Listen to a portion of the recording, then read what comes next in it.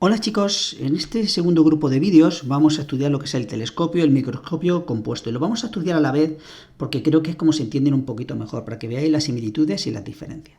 Lo primero que me llama la atención es que se usan lentes convergentes. Este es el anteojo astronómico, ¿no?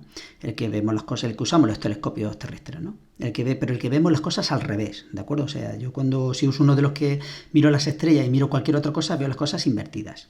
Y un microscopio compuesto, pues un microscopio que está compuesto por dos lentes, ¿no? En ambos casos se llaman de la misma manera estas lentes. Las dos tienen que ser convergentes y esta se va a llamar el objetivo, ¿vale? Lo mismo, ¿eh? Objetivo, y donde voy a poner el ojo en el ocular. Ocular. ¿Cuál es la diferencia entre ellos? Vais a verlo. Ya sabéis que el telescopio lo uso para ver cosas que están muy lejanas, ¿no? Como son lentes convergentes, la luz, vamos a imaginar que entra de izquierda a derecha, evidentemente va a entrar por el objetivo. Entonces, ¿qué es lo que voy a buscar? Voy a buscar los focos. Es decir, yo tengo aquí mi foco de mi primera lente, ¿veis? Y aquí voy a tener el foco de la F', ¿no? De mi primera lente.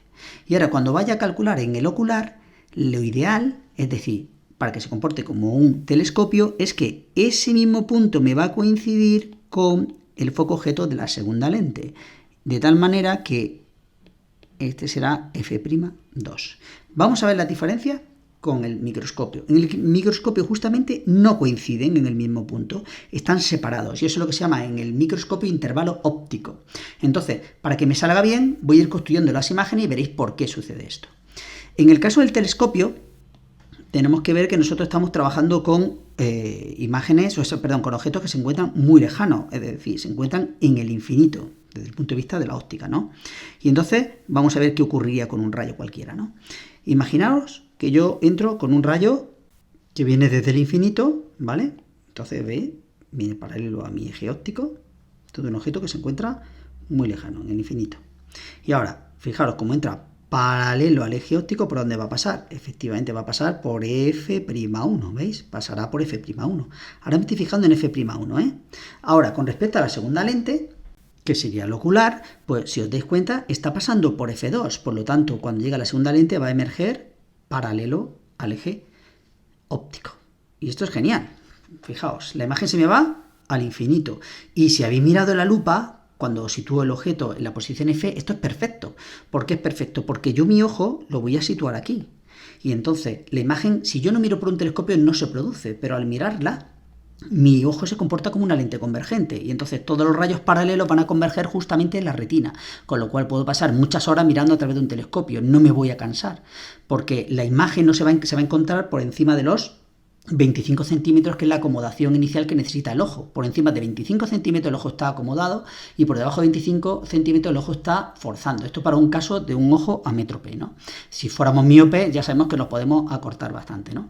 Pero lo ideal, tenéis que mentalizaros que lo ideal es que las imágenes se me vayan al infinito, para que así cuando yo las mire vayan a mi retina y me pueda colocar a cualquier distancia. ¿De quién? En este caso va a ser del ocular. Puedo pegar el ojo todo lo que yo quiera al ocular, y además no me canso. Vamos a ver qué característica va a tener el rayo. Fijaros, entraba por arriba y salía por abajo. Por eso os decía que las imágenes van a ser invertidas respecto de los objetos, es decir, se ven justamente al revés.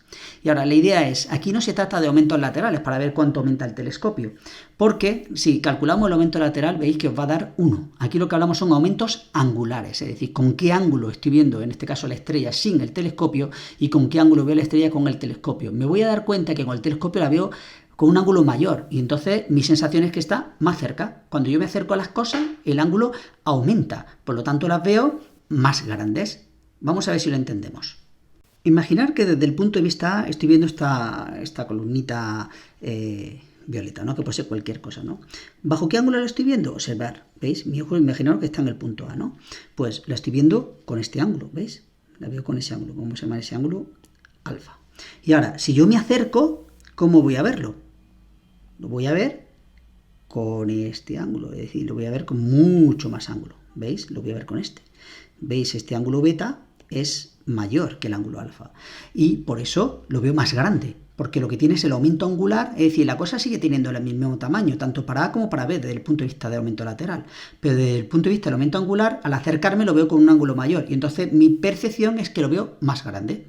¿De acuerdo? Por eso cuando estás al lado de una persona muy alta, si es mucho más alta que tú, lo que tienes que hacer es alejarte de ella, porque al alejarte de ella la ves más pequeña, aunque ella siga teniendo su mismo tamaño. Y si te acercas, la ves demasiado grande. ¿De acuerdo? Así que la idea es que existen distintos tipos de aumentos, ¿no? El aumento lateral, que es el que normalmente trabajamos, y este sería el aumento angular, que es con el que trabaja el telescopio. Vamos a ver ahora el microscopio compuesto, ¿en qué se diferencia? La primera cosa que me llama la atención es que en el microscopio compuesto sí voy a tener un objeto, y el objeto no se va a encontrar en el infinito. El objeto se va a encontrar pues cerca del objetivo. Vamos a dibujarlo. Aquí tendré F1 y aquí tendré F'1, ¿de acuerdo? Para la primera lente. Y vamos a calcular su marcha de rayos. Lo hacemos exactamente como siempre hacemos. Vamos a coger un rayo que sea paralelo, o mira, en este caso voy a empezar por el que pasa por el foco. Pues un rayo que pase por el foco objeto, ¿veis este? Como pasa por el foco objeto, ese rayo, se me queda un poco pequeña la lente, ese rayo va a emerger paralelo al eje óptico, ¿vale? Emerge paralelo al eje óptico. Muy bien. No os preocupéis por esto porque normalmente en óptica lo que se hace es que directamente se amplía un poco. Aquí se hace un poquito más grande y no pasa nada. Y ahora, el siguiente rayo que vamos a tomar, ya sabéis que es un rayo que entra paralelo y que pasa por el objeto, que sería este de aquí. Y ahora, como entra paralelo, pasará por F'. Es decir, quedará más o menos así. Por F'. Muy bien. Esta es la idea, se tiene que cortar este y se tiene que cortar con este. ¿Y dónde se cortan? Pues efectivamente, ya vemos dónde se cortan. Se está cortando en este punto de aquí. En este punto de aquí. Muy bien, aquí se encontraría la imagen respecto de la primera lente. Y ahora, fijaos lo que hacíamos en el telescopio. En el telescopio tomábamos que las dos focales coincidían. Es decir, aquí coincidía ahora la focal de la segunda. Ahora no me interesa, ahora quiero que esto se comporte como una lupa. Entonces, para que se me comporte como una lupa, ya sabéis que se tiene que quedar la imagen, que ahora será el objeto para el ocular, a una distancia menor que la distancia focal. Pues imaginar que pongo aquí, por ejemplo, aquí pongo F2 y más o menos a la misma distancia sería F'2. Y ahora vamos a calcular la imagen de la primera lente, ahora me va a hacer de objeto para la segunda lente. Y entonces, fijaos, podría usar, por ejemplo, el rayo que sigue paralelo, fijaros, podría usar el mismo rayo, ¿veis? Este rayo verde que entra paralelo pasa por la punta del objeto, luego llegaría aquí y este rayo pasaría por F'. Así que lo que estoy diciendo es que continúo este rayo por aquí. Llega justamente a la punta del objeto. Lo he puesto un poco separado para que veáis que es el mismo, pero que no coincida para que no os liéis. Y este rayo pasaría por F'2. Muy bien, ya lo tengo por F'2. Perfecto. Pongo aquí y este es el que va a tener que cortarse.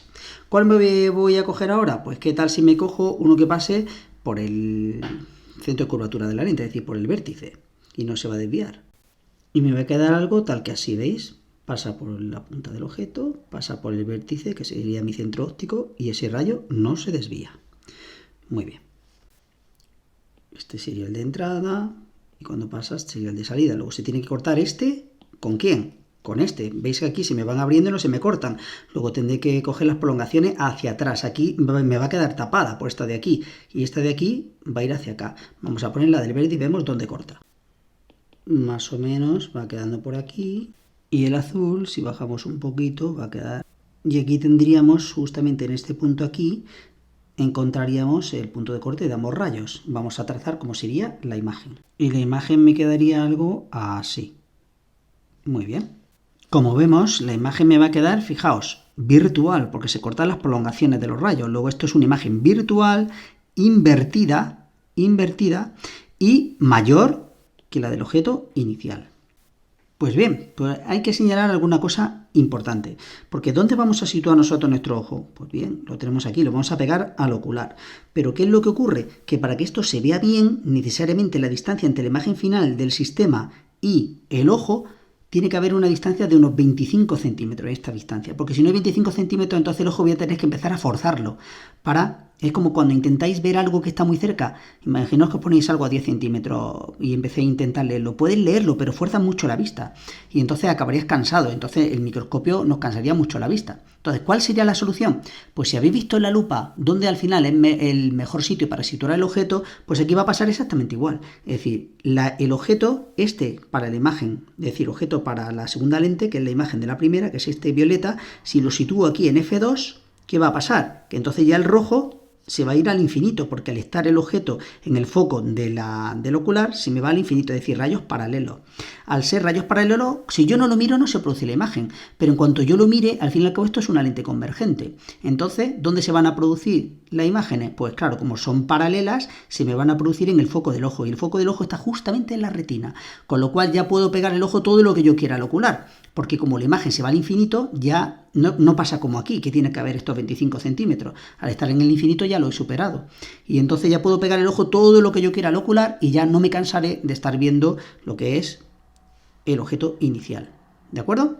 Y para terminar, solamente ya recordaros que los focos aquí no me coincide, el foco imagen con el foco objeto de la segunda lente.